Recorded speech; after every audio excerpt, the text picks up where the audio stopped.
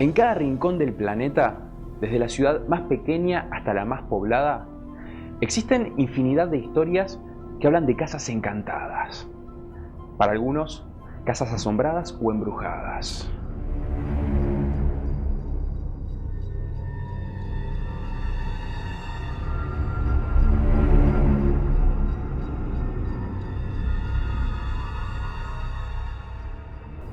Hace algunos años, Erich, un joven uruguayo del departamento de Canelones, descubrió que en su ciudad, Santa Lucía, había una casa encantada. Era la suya.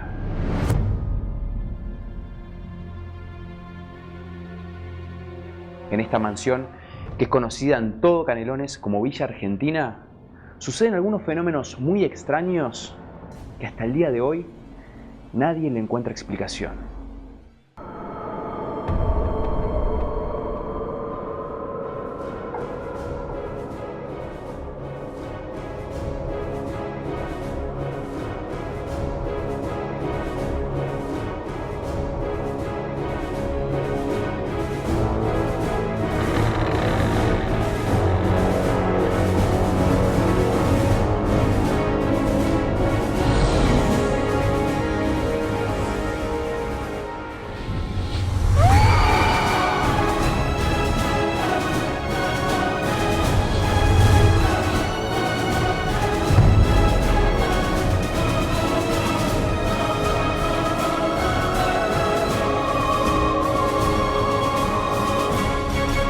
Voces Anónimas 4.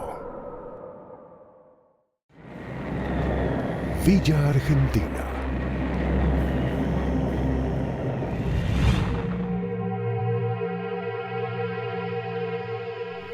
Ayúdenme. No estoy loca. Eso decía la carta que la madre de Erich encontró una tarde en el viejo altillo de Villa Argentina. Se encuentra apretada, digamos, entre lo que serían los tirantes y las tejas del techo, un papel doblado, que era ni más ni menos que una carta, escrita por una señora. Lo que decía era que por favor aquella persona que encontrara la carta la ayudara, porque ella en realidad no tenía ningún mal, no estaba loca, como por textuales palabras que mi madre me refirió en ese momento, era lo que decía la carta, sino que a ella la estaban manteniendo medicada en esa casa para mantenerla al margen de una situación que yo realmente no conozco cuál era, pero al parecer era algún tema familiar. Era necesario que esta señora estuviera fuera, digamos, del ruedo, y por ese motivo es que la tenían supuestamente medicada allí. No estoy loca. Me están drogando para mantenerme al margen de mis cuestiones familiares. Ayúdenme. Es difícil siquiera imaginarse un pedido de auxilio más angustioso que ese. Y aunque la carta no fue encontrada sino hasta hace pocos años atrás, y la ayuda que pedía quizás jamás llegó, sigue siendo, hasta hoy, un ruego vigente.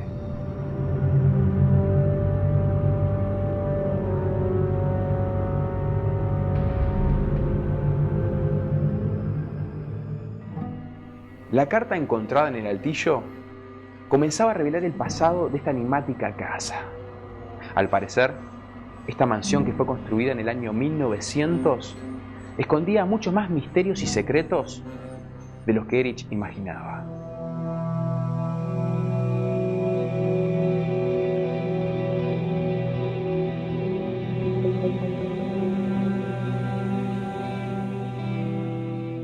Villa Argentina es una vieja casona en las afueras de Santa Lucía.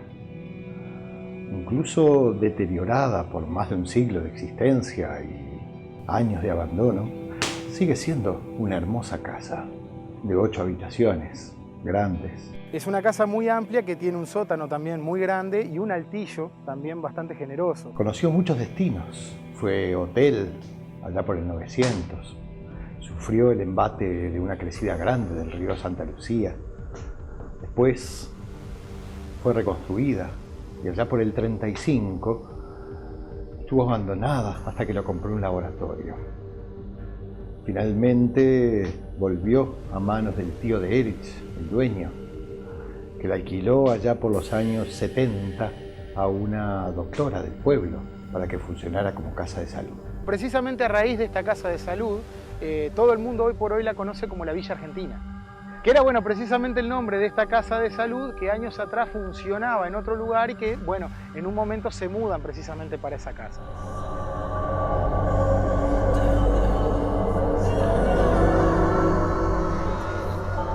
A partir de ese momento es que, bueno, se genera también un poco todo el tema del misticismo, porque vos sabés que donde haya pacientes o ese tipo de cosas, más en una casa de esas características que ya es enigmática de por sí, se generan muchas imágenes y muchas historias en el colectivo social. Y así fue por más de una década, hasta que la casa de salud se mudó y Villa Argentina volvió a manos del tío de Erich, que decidió limpiarla para volver a alquilarla.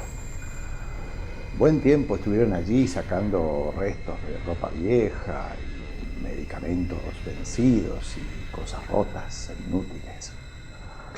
Pero de no ser por eso, a lo mejor nunca hubieran entrado en el altillo, ni hubiesen encontrado aquella carta dobladita y medio escondida entre las tejas y los tirantes del techo.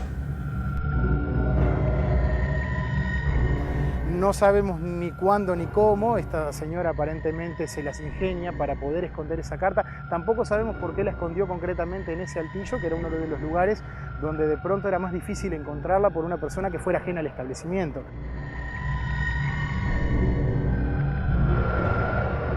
Cualquiera sabe que las casas de salud son depósitos de gente algunas veces, y otras veces lugares de soledades terribles.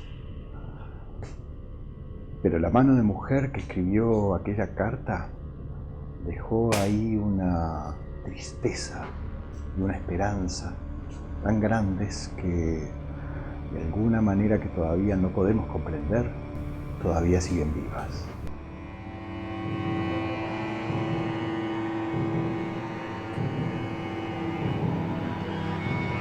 Para Erich la cosa empezó cuando todavía era un botija y por algún motivo anhelaba conocer por dentro el altillo de la vieja casona. Mi gran interés era conocer precisamente ese altillo, porque era la única parte de la casa que yo no conocía, aún estando viviendo ahí.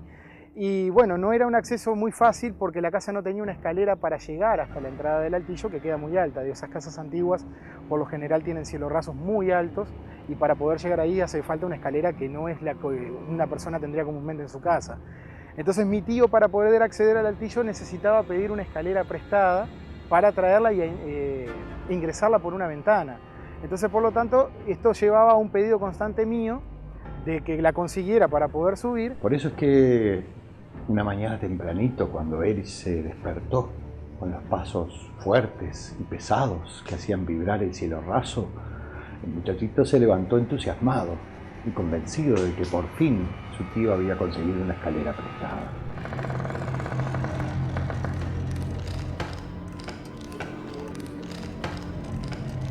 Pero el entusiasmo se le pasó cuando Erich entró en la cocina y se encontró a su tío dándole los buenos días con el mate en la mano. No había ninguna escalera, ni nadie en el altillo. A pesar de que era apenas un chiquilín, seguramente a Erich no le convenció nada la explicación de que sería un ratón. Y se habrá quedado pensando que no hay ratones de 50 kilos.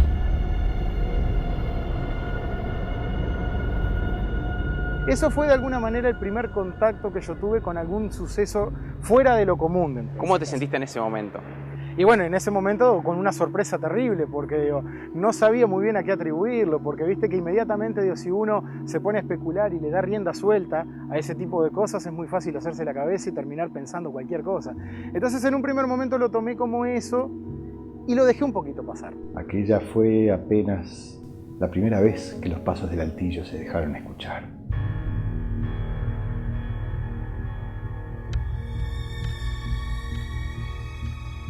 Erich creció escuchando aquellos pasos ir y venir cada tanto, haciendo vibrar las tablas del altillo. La última vez fue una tarde en que Erich estaba con su pareja de entonces. Esta vez fueran dos los que escucharon clarito. El caminar en el altillo no fue lo único diferente de las veces anteriores. Por algún motivo que no pudieron explicar, los dos se quedaron con la certeza adentro de que los pasos salieron del altillo. Bajaron por una pared y se perdieron caminando hacia el fondo, donde todavía hay un aljibe antiguo.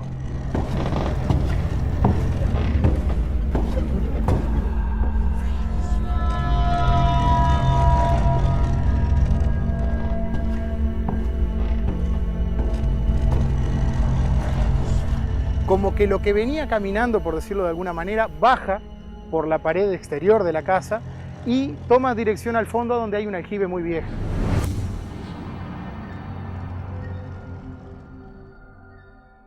Subimos al altillo y revisamos más de una vez y no había rastros de nada, estaba todo polvoriento, no había huellas de ningún animal, huellas de nada.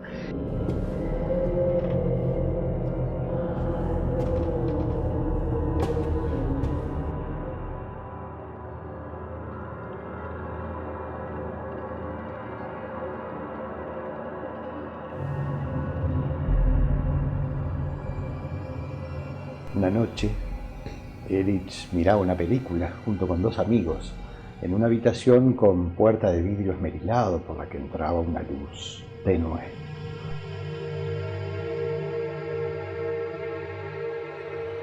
La peli debió estar muy entretenida porque a nadie le llamó la atención la sombra de una mujer que pasó por el otro lado de la puerta. Solo Erich, que conocía bien la casa y sabía que por ahí solo se iba al baño, notó que la luz del baño nunca se prendió. Pasó, se perdió, digamos, en lo que sería ese pasillo, desaparece completamente y ni siquiera se prende la luz del baño que estaba al fondo. No había manera posible de que la persona que cruzaba tuviera una posibilidad de salir de la casa ni de meterse en ninguna otra habitación. Eso no hubiera pasado de una distracción pasajera si no fuese porque minutos después la sombra volvió a pasar en la misma dirección.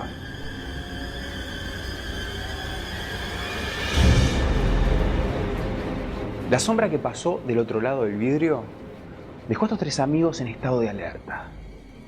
Todo aquello les parecía muy extraño, pero mucho más extraño les iba a parecer lo que les sucedería a continuación.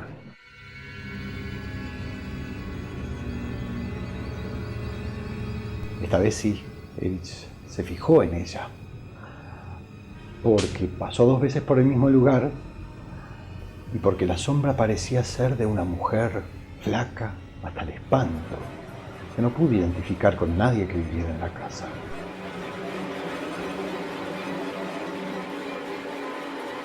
Y eso, bueno, de alguna manera nos despertó tanto el interés que ya ni la película mirábamos. Ahí sí que el asunto le ganó a la película, porque Erich debió poner cara de extrañeza, como preguntándose cómo pudo ser que aquella sombra delgada pasara 2 veces sin llegar al baño ni pasar de regreso. En ese momento ya quedamos todos en estado de alerta.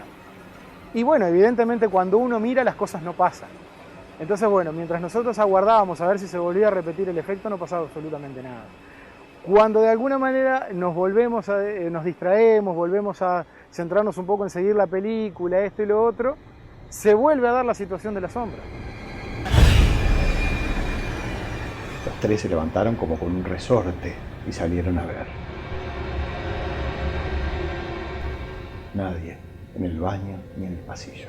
No había señales de ninguna persona, todas las puertas estaban correspondientemente cerradas. Y aunque volvieron a la habitación de la tele, seguro que a esa altura ya no se acordaban ni del tema de la película. Los 3 discutían, nerviosos, sobre la rareza de una sombra pasando 3 veces en la misma dirección, sin llegar al baño nunca. Pero lo peor para ellos fue que, mientras discutían, la sombra flaca volvió a pasar. Debieron ser segundos eternos, hasta que esta vuelta sí, la luz del baño se prendió. Finalmente sí se prende, o vemos nosotros el reflejo de la luz del baño que se enciende. ¿Ah?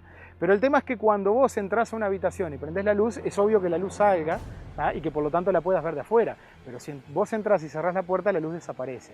Bueno, en ningún momento desaparece la luz. O sea, era la sensación como que la puerta había quedado abierta. O sea, llamativo que una persona que va al baño, vaya al baño, prenda la luz y no cierre la puerta. Bueno, lo cierto es que la luz nunca se apagó. Les costó un ratito de indecisión, pero al final salieron a ver quién les estaba pegando semejante susto.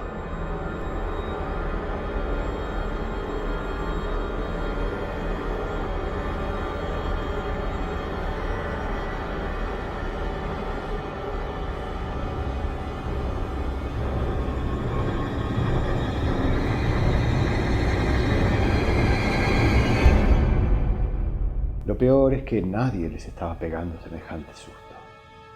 La luz del baño estaba efectivamente prendida, pero no había nadie, ni dentro ni en el pasillo. Caminamos hasta allí, uno de nosotros iba con un susto bastante importante, y llegamos al baño y adentro del baño no había absolutamente nada. Apagamos la luz, volvimos a la habitación, ya cortamos la película, evidentemente no, era demasiado lo que habíamos vivido en ese momento como para poder desestimarlo y seguir en lo que estábamos. Y cuando te decía de este amigo que se asustó, te lo dejé un poquito para el final porque, bueno, precisamente lo tuve que llevar hasta la casa en la moto. Y bueno, camino a la casa tenemos el parque que da sobre el río Santa Lucía. Y tuve incluso hasta que llevarlo por dentro de la ciudad porque él no quería que yo pasara bordeando el parque por el susto que se había agarrado precisamente por esto.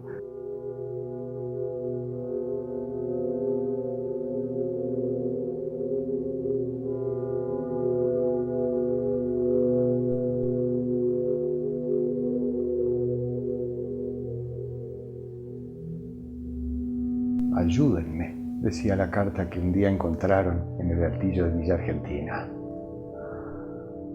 La madre de Erich decidió entonces destruir esa carta, como tratando de que la angustia que la motivó desapareciera con ella. Pero no pudo. De algún modo que a lo mejor nunca vamos a poder entender del todo, aquel pedido de ayuda sigue todavía, con paso cansado pero firme, haciendo lo imposible para que ninguno de nosotros lo olvide. Vos podés conocer gente que tiene una casa de salud, gente que ha estado internada, podés conocer un montón de historias, pero que de repente se vea una carta con ese pedido tan desesperado de ayuda, puesta en un lugar tan particular, como yo te decía, que era un lugar a donde prácticamente la gente ajena al personal no tenía acceso, te genera ese tipo como de angustia y bueno, de querer saber en realidad qué fue lo que pasó. Pero bueno, lamentablemente ya a esa altura del partido estaban todos los vínculos cortados, ya no había manera de volver el tiempo atrás, ni de ni siquiera encontrar a alguien de la casa de salud para poder de alguna manera preguntar cuál había sido el ambiente o cómo se había vivido la historia mientras esta había funcionado allí. Así que ya te digo, en realidad parecía más de película que de la vida real, porque son sucesos, ya te digo, que uno no está acostumbrado ni siquiera a escuchar en su entorno.